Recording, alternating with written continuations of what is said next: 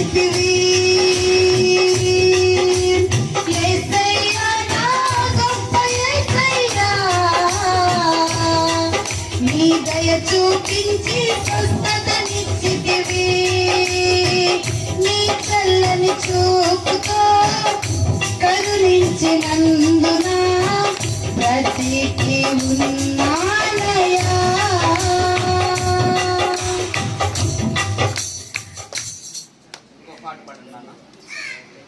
యేసయ్యా ఆపత్కాలములో ఆశ్రయమైనది నీవేనయ్యా.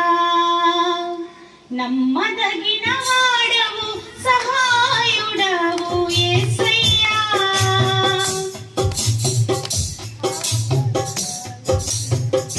ఆశ్రయమైనది నీవేనయ్యా.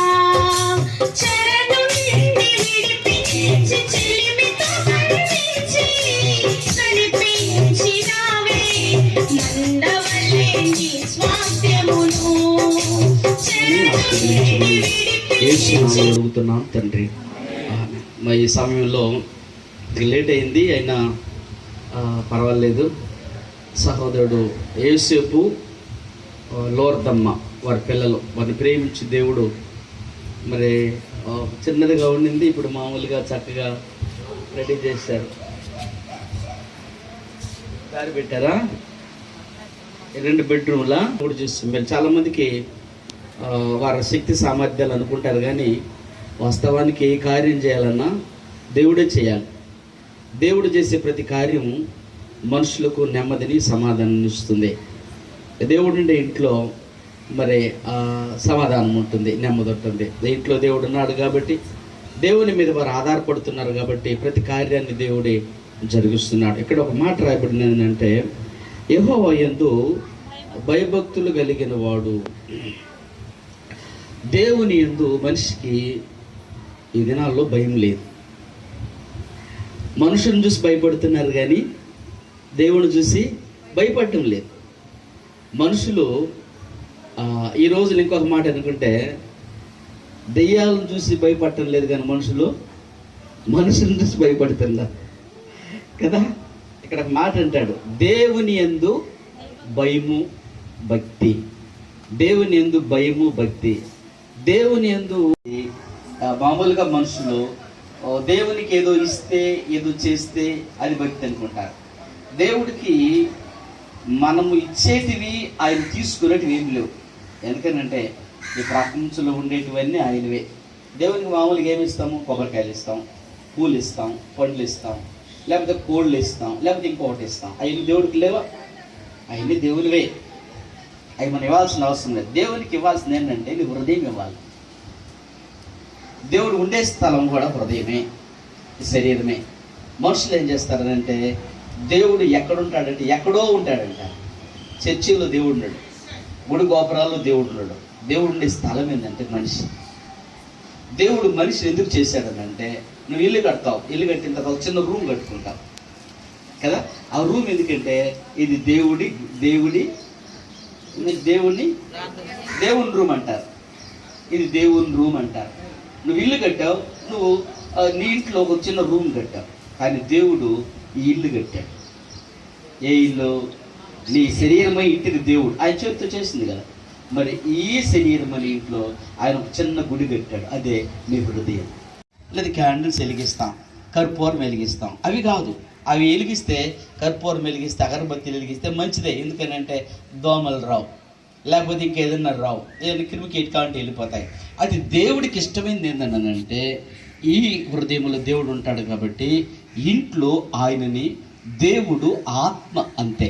దేవుడు ఆత్మ అంటే కనబడాలనుకున్న వాళ్ళు కానీ కనబడడు అంటే ఆత్మ అయిన దేవుణ్ణి ఆత్మతో ఆరాధించాలి.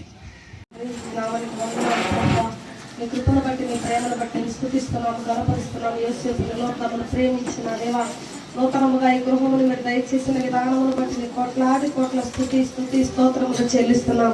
ఇదిగో నా ప్రభు సంఘ సమేతముగా నీ దాసుని ద్వారా నా తండ్రి నాయన ఈ గృహంలోనికి నా తండ్రి బిడ్డలు ప్రవేశిస్తున్నాగా నీ కాపుదల, నీ భద్రత, ఆశీర్వాదము, శాశ్వత జీవము, సంతోషము, సమాధానము కలిగి నా తండ్రి ఎల్లప్పుడూ నీ రాకడ వరకు మంచి నమ్మకస్తులను కృతజ్ఞతగా జీవించే వాక్యములను అనుగ్రహించి నామనికి మహిమ తెచ్చుకోమని యేసు నామములో ప్రార్థించి స్తుతించడానికి వేడుకుంటున్నాము తండ్రి. ఆమేన్. తండ్రి కుమార పరిశుద్ధాత్మ లేఖలు యేసుక్రీస్తునామములో విగ్రహాన్ని ప్రతిష్ఠిస్తున్నాము. సహోదరుడా, నీతిమంతుల గుడారాలలో వినబడుచున్నది రక్షణ సంగీత సునాదము. నీతిమంతుల గుడారాలలో వినబడుచున్నది రక్షణ సంగీత సునాదము.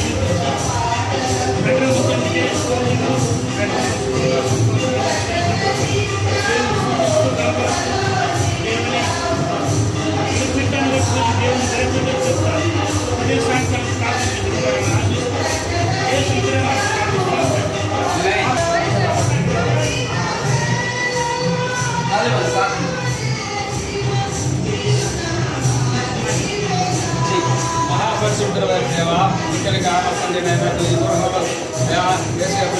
మనోహరంగా ప్రేమిస్తున్న అంత ప్రామిషన్ దేవుడా, ఆయన పరిశుద్ధ ఆత్మ దేవుడా, ఆయన ఈ గృహంలో చేరిన ఆయన ఈ గృహంగా జీవించి ఆశిస్తున్న దేవుడుగా అతని ఆయన అయా కాసు కాపాడుకోవా సొంతంగా అతని ఆయన ఈ గృహంలో చేరి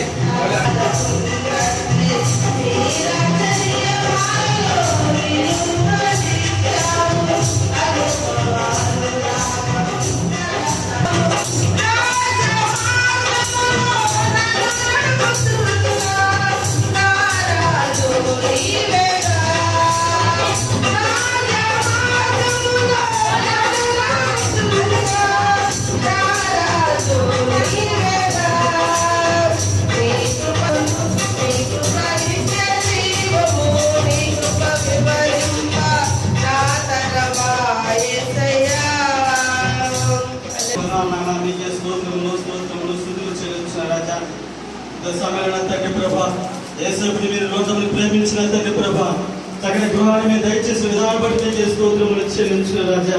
ఆ దినము కూడా తండ్రి ప్రభా, నీ మీద ఆధారపడిన తండ్రి పరిశుద్ధాత్మ దేవుడా, ఆయన ఈ గృహాన్ని తండ్రి ప్రభా నిర్మించి స్టార్టింగ్ విషయంలో తండ్రి ప్రభా, ఆయన పూర్తయిన తండ్రి ప్రభా, ఈ గృహప్రవేశం వరకు తండ్రి ప్రభా, మేము తోడుకున్న తండ్రి ప్రభా, ఈ సన్నిధి మీద తోడుకున్న తండ్రి పరిశుద్ధాత్మ దేవా, ఆర్థిక విషయంలో తండ్రి ప్రభా, పని విషయంలో తండ్రి ప్రభా, దళితుల ప్రతి దాంట్లో తండ్రి ప్రభా, మీ కాపుదలు మీ సన్నిధి మీద తోడు ఉంచిన దేవుడు ప్రభా, అందరి బట్టి మీకే స్తోత్రములు స్తోత్రములు స్తోత్రములు స్థుతులు చెల్లించిన రాజా.